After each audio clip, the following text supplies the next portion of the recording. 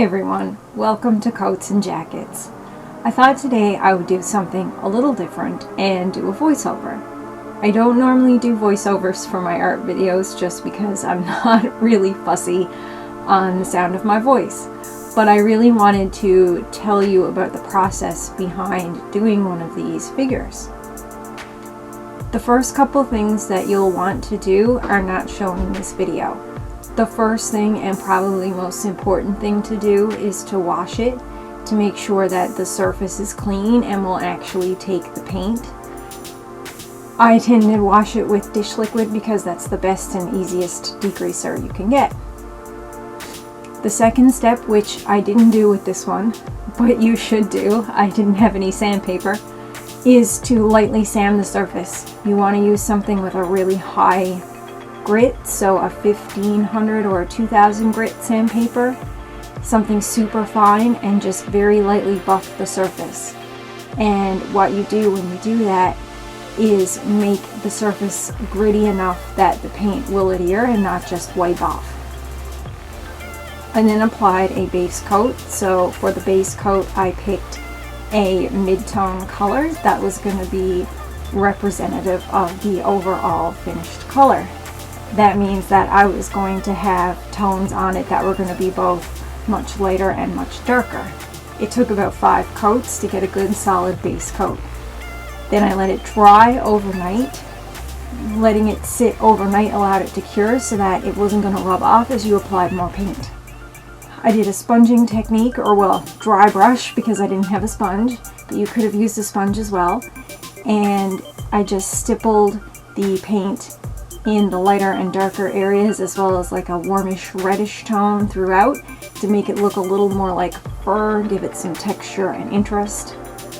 Then I coated over the places that I wanted to be a specific color, and I painted over those areas until there was just that color. In some places I didn't need to do multiple coats because you could see a little bit of that stippling through it, and I wanted that to be left in some places so that it would still look like those areas were fur. And the great thing about paint is how you can layer it. In some cases, what I do is add some extra water to the acrylic paint to make it lighter and more of a wash, and you'll see that closer at the end.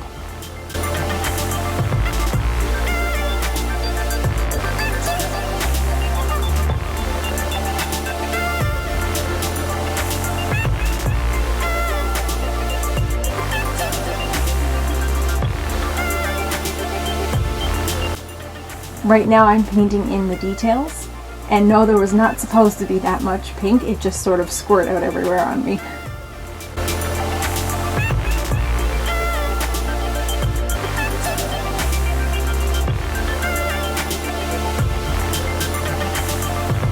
At first I was going to put a pattern on this, but I decided I really wanted it to look like Simba.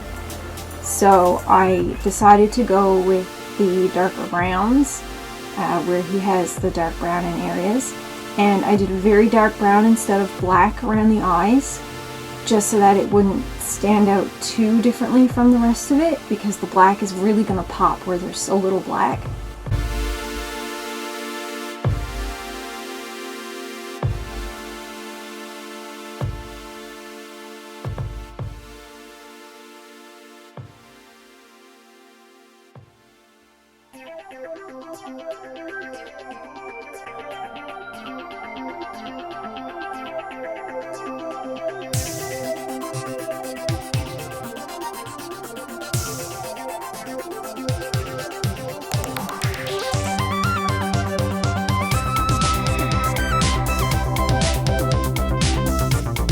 I wanted the eyes to look a bit more realistic than the standard Funko eye, and there wasn't very much space here for the eyes. I really wanted to keep it as screen-ish accurate as I could. Now you'll notice that Simba normally has yellow instead of white around his pupils, and then there's a darker tan fur around that before the eyebrows. But there wasn't enough space here allotted for that around the eyes. So instead what I did was I went with the yellow color because I thought that would keep the eyes light and bright, and 4 went the darker tan.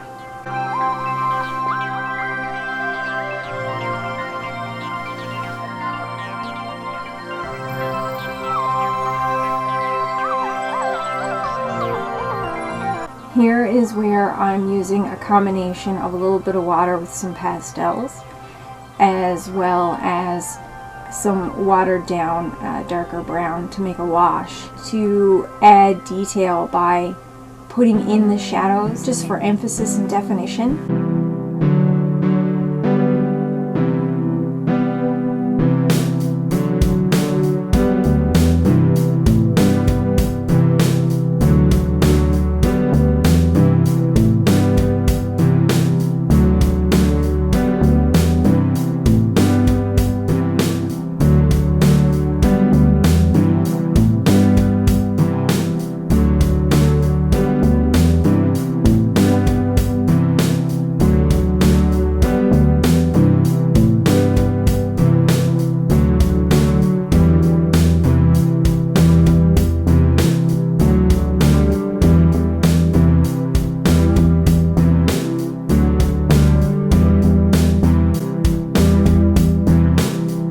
Now the bottom edges of the eyes have a much brighter, lighter yellow, so I stuck with that. It's the brightest part on his body. Then I started painting in the eyebrows last, after I had the rest of the eyes done. Once I was all done, I used a chopstick, which I normally use for stirring, to paint on the whites of his eyes. You can use either a disposable chopstick like I did, or the bottom of your paintbrush, and that will help give you really nice even dots.